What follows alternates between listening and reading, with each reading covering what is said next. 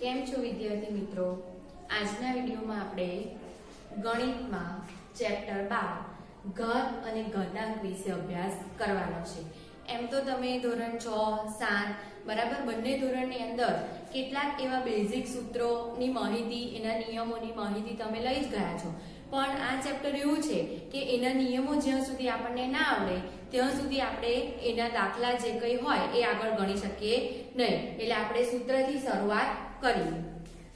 જુઓ હવે અહીંયા ઘાતાંકના જે નિયમો છે એ નિયમો સમજતા પહેલા તો આપણને એ ખ્યાલ હોવો જોઈએ કે કોઈ પણ જ્યારે ઘાતવાળી રકમ હોય તો એની નીચે જે તમે સંખ્યા લખો છો, જે રકમ લખો છો એને શું કહેવામાં આવે તો કે આધાર. બરાબર. હવે અહીંયા જો આપણે એવું બોલીએ કે a ની m ઘાત. શું બોલીશું આપણે? a ની m ઘાત. તો m એ શું થયું તો કે ઘાત. પણ આ a એને શું કહેવાય તો કે એનો આધાર. એટલે a ની m ઘાત, એની અંદર ઘાત કઈ તો કે m અને આધાર કયો તો કે a.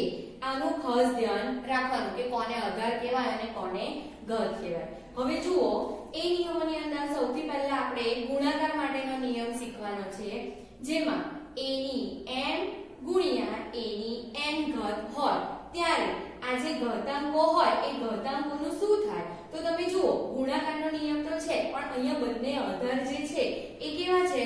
સરખા. બરાબર. બંને આધાર કેવા છે? સરખા. અહીંયા પણ a છે અને અહીંયા પણ a છે. પણ એની ઘાત જુઓ, આ એની ઘાત m છે અને આ એની ઘાત n છે. એટલે કે આધાર તો સરખા છે પણ ઘાત કેવી છે? જુદી જુદી. પણ ભલે ઘાત જુદી જુદી હોય, આપણે કોને ધ્યાનમાં લેવાનું છે આ નિયમ માટે? આધારને. તો જ્યારે આધાર સરખો હોય અને એ બંને આધાર એકબીજા જોડે ગુણાકારના સંબંધથી જોડાયેલા હોય ત્યારે ઘાતાંકોનું શું થશે તો કે સરવાળો. બરાબર. એટલે a ની m ઘાત ગુણ્યા a ની n ઘાત બરાબર શું લખી શકીએ આપણે તો કે a ની m વત્તા n. ફરીથી m અને n શું છે? એની ઘાત. એટલે કોઈ પણ ગુણાકારની અંદર જ્યારે આધાર સરખા હોય ત્યારે એની જે ઘાત છે ઘાતાંકોનું શું થશે તો કે સરવાળો. આ પહેલો નિયમ જોયો આપણે. બીજો નિયમ જોઈએ આપણે ભાગાકાર માટે છે. a ની m ઘાત ભાગ્યા a ની n ઘાત. જુઓ a ની m ઘાત ભાગ્યા a ની n ઘાત. હવે આના માટે જુઓ મેં એનું રૂપ શું આપ્યું તો કે a ની m ઓછા n. તો આપણને ઈઝીલી એવું તો યાદ રહી જતું હોય છે કે જ્યારે આધાર સરખો હોય ત્યારે અને ગુણાકારનો સંબંધ હોય ત્યારે ઘાતાંકોનો સરવાળો થાય. બરાબર. એવી જ રીતે જ્યારે આધાર સરખા હોય ત્યારે અને જો એ બંને ભાગાકારના સંબંધમાં હોય ત્યારે ઘાતાંકોની બાદબાકી થાય. પણ એના માટે કેટલાક નિયમ છે એ તમારે જોવાનું કે શું રીઝન તો કે a is not equal to 0. એટલે આપણો આધાર જે છે એ ક્યારેય 0 હોવો જોઈએ નહીં. અને બીજું કે m greater than n. ક્યારે તમે a ની m ઓછા n લખી શકો? m greater than n. એટલે કે m જે છે એ n કરતા કેવો હોવો જોઈએ? મોટો.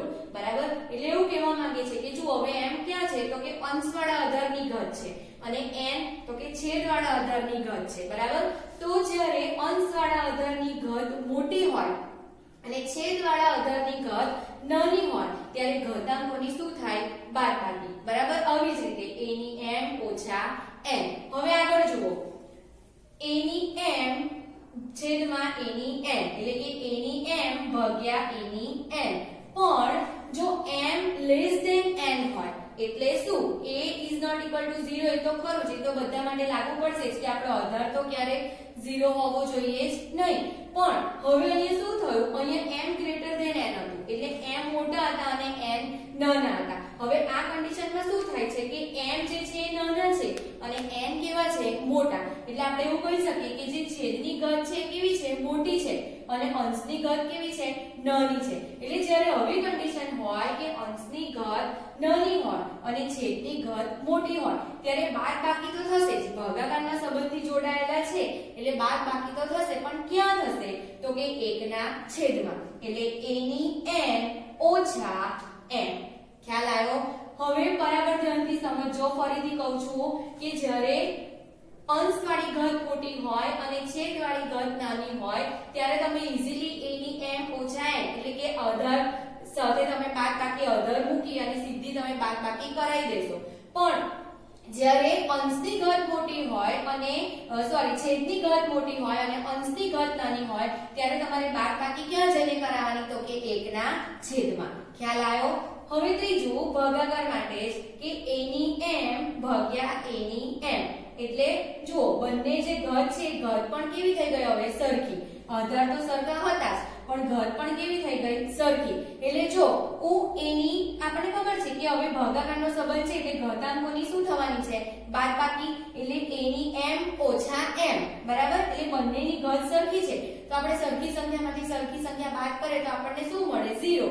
એટલે જો શું લખ્યું મેં તો કે a ની 0 ઘાત a ની m ભાગ્યા a ની m. બંને ઘાત જે છે સરખી છે અને આપણે એને બાદ કરીશું એટલે આપણને શું મળશે 0. એટલે a ની 0 ઘાત. તો જ્યારે કોઈ પણ આધારની ઉપર ઘાત 0 આવે તો આખા પદ બરાબર આપણને કેટલો જવાબ મળે a.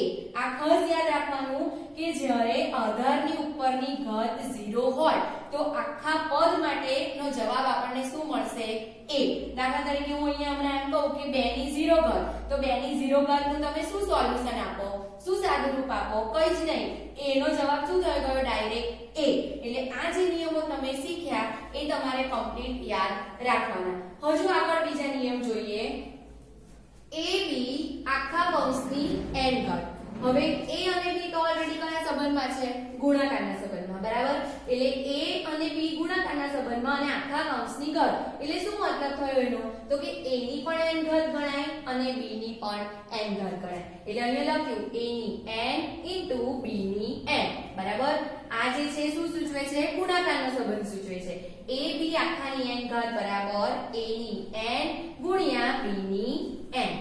આગળ જોઈએ આપણે a ના છેદમાં b આખા કૌંસની m ઘાત. એટલે અહીંયા પણ એવું જ થશે. અહીંયા ગુણાકારના સંબંધમાં હતો, આ ભાગાકારના સંબંધમાં છે.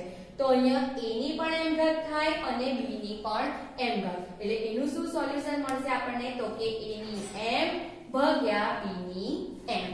આગળ જોઈએ આપણે a ની n ઘાત. હવે સમજો અહીંયા a ની કેવી ઘાત કીધી?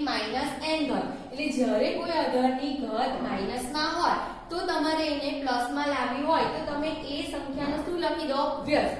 એટલે જો અહીંયા શું લખ્યું? 1 ના છેદમાં a ની n ઘાત. એટલે આ શું થયું? આ સંખ્યાનો વ્યસ્ત થઈ ગયો બરાબર. વ્યસ્ત થાય એટલે જે ઋણવાળી સંખ્યા હતી એ કેવી થઈ જશે? ધન થઈ જશે. અને જો ધન હોય જુઓ a ની n ઘાત. હવે આ ધન ઘાત છે તો એનો વ્યસ્ત તમે કરો તો તમને શું મળશે તો કે માઈનસમાં મળશે. એટલે a ની n ઘાત બરાબર શું થાય તો કે 1 ના છેદમાં a ની n ઘાત. આ શું થઈ ગયો? આ બંનેનો એકબીજાના વ્યસ્ત છે. a ની n હોય તો 1 ના છેદમાં a ની n ઘાત અને a ની n ઘાત હોય તો 1 ના છેદમાં a ની n ઘાત. તો આ જેટલા નિયમો તમને સમજાયા એ બધા નિયમ તમે કમ્પ્લીટલી યાદ રાખશો તો ઈઝીલી તમને આગળના દાખલા આવડશે. જોઈએ આપણે કેટલાક બેઝિક દાખલા. હવે જો અહીંયા કીધું છે તમને કિંમત શોધો. પહેલો દાખલો છે 2 ની 4 ઘાત. હવે 2 ની 4 ઘાતની તમારે કિંમત શોધવાની તો ખાસ તમને ધ્યાન રહેવું જોઈએ કે 2 ની 4 ઘાત એટલે 2 ને તમારે કેટલી વખત ગુણવાના તો કે 4 વખત. એટલે 2 ગુણ્યા 2 ગુણ્યા 2 ગુણ્યા 2. તો 2 ને તમે 4 વખત ગુણો એટલે 2 દુ 4, 4 દુ 8 અને 8 દુ 16. કેટલા મળે આપણને? 16. ડાયરેક્ટ જો તમને આવડતું હોય તો તમે ડાયરેક્ટ પણ લખી શકો કે 2 ની 4 ઘાત એટલે શું મળવાનું છે તમને?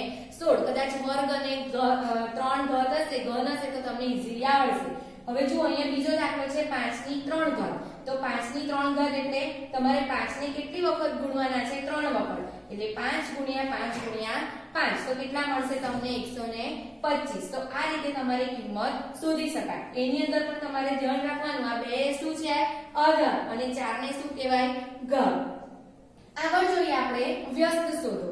હવે હમણાં જ તમને મેં વ્યસ્તનો નિયમ સમજાવ્યો. તો એવી જ રીતે જુઓ તમને અહીંયા આપ્યો છે પહેલો દાખલો કે 2 ની 3 ઘાત. તો 2 ની 3 ઘાતનો વ્યસ્ત શું થયો તો કે 1 ના છેદમાં 2 ની 3 ઘાત બરાબર. શું થયું? 2 ની 3 ઘાતનો વ્યસ્ત 1 ના છેદમાં 2 ની 3 ઘાત. અને અહીંયા છે 7 ની 2 ઘાત બરાબર 1 ના છેદમાં 7 ની 2 ઘાત. આ જે ઘાત છે માઈનસ થઈ જશે બરાબર. ઘાત નીચે આવશે એટલે શું થઈ જશે? માઈનસ. a ની n ઘાત બરાબર 1 ના છેદમાં a ની માઇનસ n એટલે 2 ની 3 ઘાત હોય તો 1 ના છેદમાં આવશે એટલે શું થશે 2 ની માઇનસ 3 ઘાત ને 7 ની 2 ઘાત છે તો વ્યસ્ત થશે એટલે શું થશે 7 ની માઇનસ 2 ઘાત બરાબર તો આ રીતે તમે કિંમત શોધી શકો વ્યસ્ત સંખ્યા શોધી શકો હવે આગળ આપણે જોઈએ કે સાદું રૂપ આપી ઘાત સ્વરૂપે લખો શું કહે છે સાદું રૂપ આપવાનું છે અને ઘાત સ્વરૂપે લખવાનું હવે આની અંદર તમને જે અત્યારે નિયમો શીખ્યા એ જ નિયમોનો ઉપયોગ તમારે કરવાનો છે જુઓ પહેલો દાખલો 3 ની 5 ઘાત ગુણ્યા 3 ની 4 ઘાત તો હવે એનું સાદું રૂપ તમારે આપવાનું એટલે પહેલા જ તમને ખ્યાલ આવવો જોઈએ કોને ધ્યાનમાં લેવાના આપણે અધરને તો અહીંયા જુઓ અહીંયા જે અધર છે એ પણ 3 છે અને અહીંયા પણ 3 એટલે અધર કેવા થયા સરખા પછી જોવાનું એ લોકોનો સંબંધ કે બંને અધર એકબીજા સાથે કયા સંબંધથી જોડાયેલા છે તો કે ગુણાકાર તો જ્યારે અધર સરખા હોય અને તે ગુણાકારના સંબંધથી જોડાયેલા હોય તો એની જે ઘાતો છે એ ઘાતોનો શું કરવાનો તો કે સરવાળો એટલે જુઓ 3 ની 5 વત્તા 4 બરાબર 3 ની 9 ઘાત 5 ને 4 કેટલી થશે 9 તો આ રીતે આપણે એનું સાદું રૂપ આપ્યું અને આપણે એનું કિંમત નથી શોધવાની હજુ આગળ કિંમત શોધવાનું કીધું હોય તો તમે 3 ની 9 ઘાત ની કિંમત શોધી શકો 3 ને 9 વખત ગુણો 3 ગુણ્યા 3 ગુણ્યા 3 અને જે જવાબ આવે તો એ શું થયું તો કે કિંમત શોધી થઈ પણ અહીંયા તો આપણે ખાલી ઘાત સ્વરૂપે દર્શાવવાનું જ કીધું છે સાદું રૂપ આપીને એટલે આગળ આપણે કંઈ કરવાનું નથી બીજો દાખલો જોઈએ x ની 4 ઘાત ગુણ્યા x ની 3 ઘાત ફરીથી કોને ધ્યાનમાં લેવાના અધરને કે અધર કેવા છે સરખા ગુણાકારનો સંબંધ છે એટલે ઘાતાંકોનો શું થશે તો કે સરવાળો એટલે આપણે કરીએ x ની 4 3 બરાબર મળશે આપણને x ની 7 ઘાત ત્રીજો દાખલો જોઈએ 2 ની -2 ઘાત ગુણ્યા 2 ની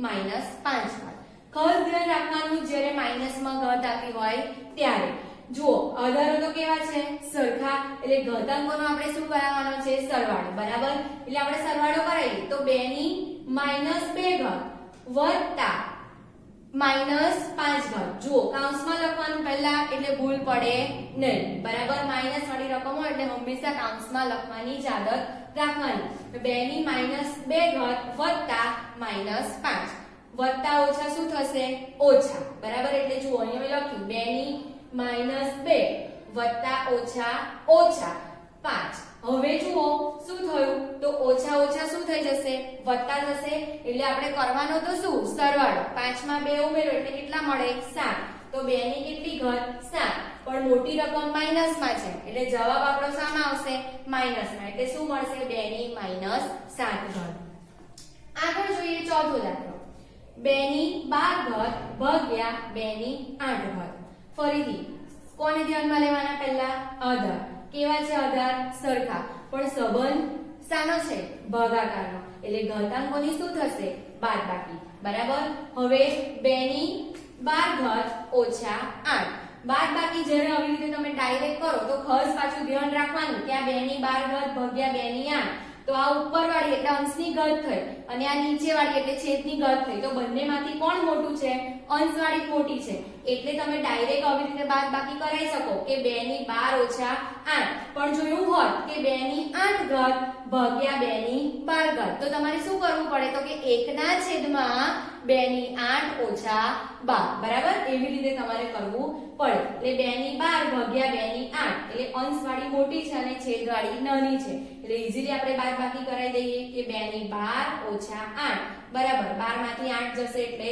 4 એટલે 2 ની 4 ઘાત આગળ જોઈએ x ની 10 ઘાત ભાગ્યા x ની 7 ઘાત અધર કેવા છે સરખા ભાગાકારનો સંબંધ છે એટલે ઘાતાંકોની શું કરાવવાની બાદબાકી x ની 10 ઓછા 7 બરાબર x ની કેટલી ઘાત મળી આપણને 3 ઘાત હવે જુઓ છઠ્ઠો દાખલો 2 ની 2 ઘાત આખા કૌંસની 3 ઘાત હવે 2 ની 2 ઘાત આખા કૌંસની 3 ઘાત તો જ્યારે આવી ઘાતની પણ ઘાત હોય તો ઘાતની ઘાતનો એકબીજા સાથે શાનો સંબંધ કહેવાય તો કે ગુણાકારનો સંબંધ એટલે હવે અધરને અત્યારે આપણે ધ્યાનમાં નહીં લેવાનો અધરની ઘાત અને એની પણ ઘાત જોવાની એટલે આ બંને ઘાતાંકોનો આપણે શું કરાવવાનો ગુણાકાર એટલે 2 ની 2 ગુણ્યા 3 એટલે 2 તારી 6 એટલે 2 ની કેટલી ઘાત મળી આપણને 6 ઘાત એવી રીતે સાતમો દાખલો પણ એવો જ છે 3 ની 4 ઘાત આખા કૌંસની 2 ઘાત ઘાતાંકોનો શું કરાવવાનો છે ગુણાકાર બરાબર